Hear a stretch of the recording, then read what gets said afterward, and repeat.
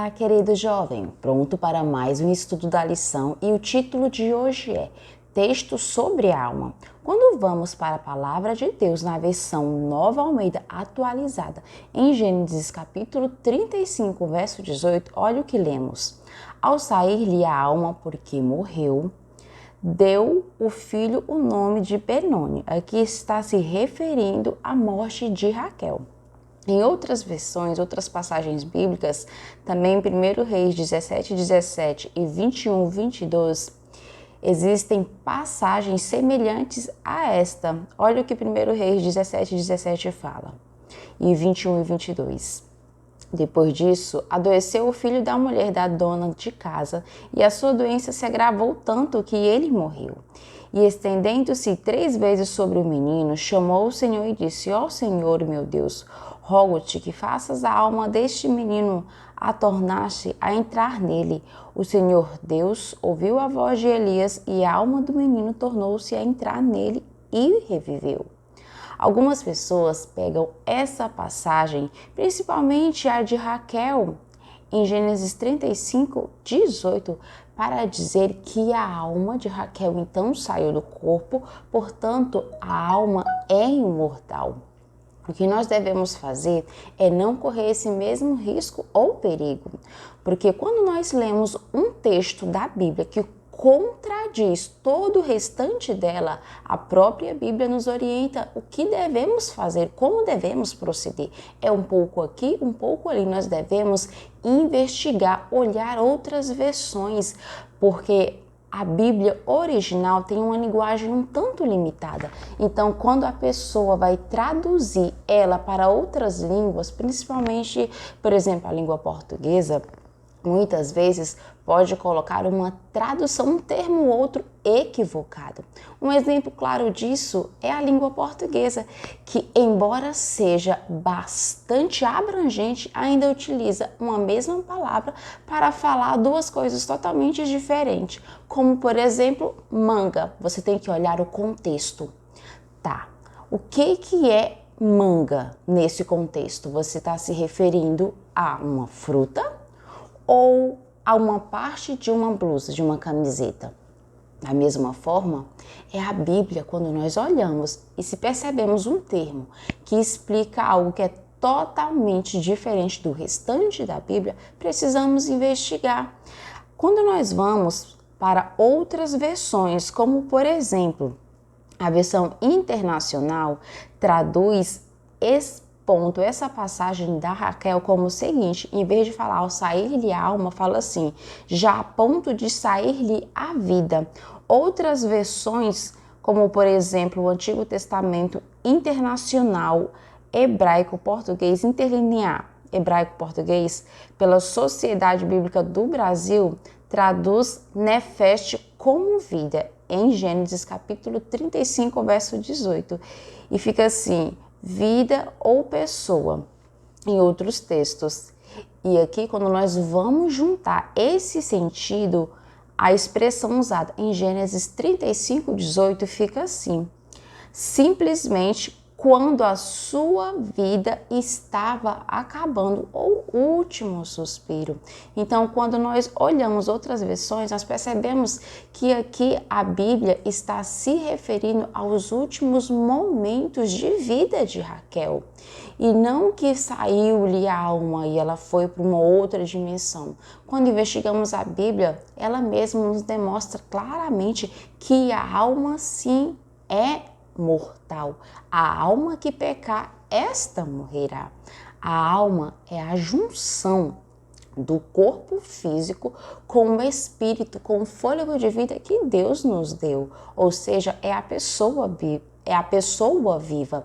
E quando nós vamos para outros contextos também da Bíblia, nós vamos analisar, às vezes a alma está querendo dizer mentalidade. Mente. Então nós precisamos muito olhar e perceber qual é o contexto para nós não pegarmos um texto fora do contexto, para isto então virar pretexto para nós fazermos a vontade do assim diz o pastor ou a nossa própria vontade carnal. Precisamos olhar a Bíblia e seguir o que o Senhor quer para mim e para você. E a Bíblia ensina que a pessoa humana é uma unidade capaz de obter, sim, essa questão física, mental e espiritual, mas por outro lado, ela demonstra que isso faz do ser humano algo integral, é a totalidade. Não é que nós somos divididos em 3 partes separáveis e que elas funcionam independente uma da outra, não é isso. Essas 3 partes formam a totalidade do ser humano e nós precisamos dessas 3 para nós nos mantermos vivos, íntegros. Quando vamos para 1 Tessalonicenses 5:23, olha o que o Paulo fala. Ele fala o seguinte: o mesmo Deus da paz os santifique em tudo, e que o espírito, alma e o corpo de vocês sejam conservados íntegros e irrepreensíveis na vinda do nosso Senhor Jesus Cristo.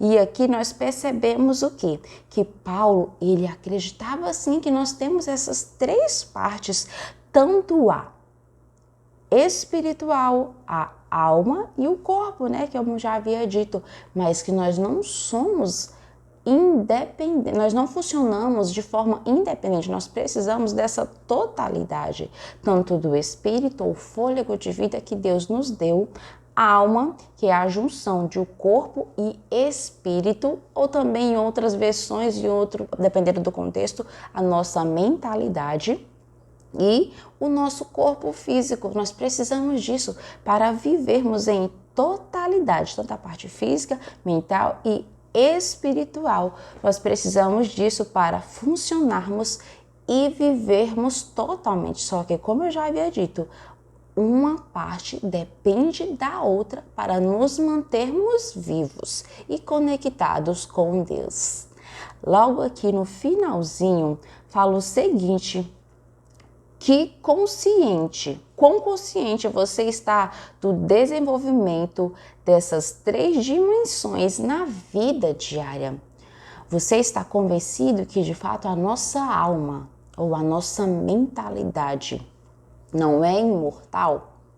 Você está convencido de que quando a gente deixa de respirar, quando nós paramos de respirar, quando nós morremos, então o nosso corpo volta ao pó da terra e o nosso fôlego de vida, o nosso espírito volta para Deus que nos deu? Você está convencido que a nossa parte física, para estarmos vivos, depende do nosso espírito, do nosso fôlego de vida, depende do nosso corpo estar funcionando para então sermos almas viventes? Você está convencido que a palavra do Senhor deixa claro que alma é uma pessoa viva? Como está o seu nível de conhecimento e credibilidade de acordo com o que diz a Bíblia? Eu e você precisamos refletir para não cairmos no erro de acreditarmos o que outras pessoas falam que não tem base nenhuma bíblica. Que o Senhor possa dar sabedoria para mim e para você. Amém? Vamos orar?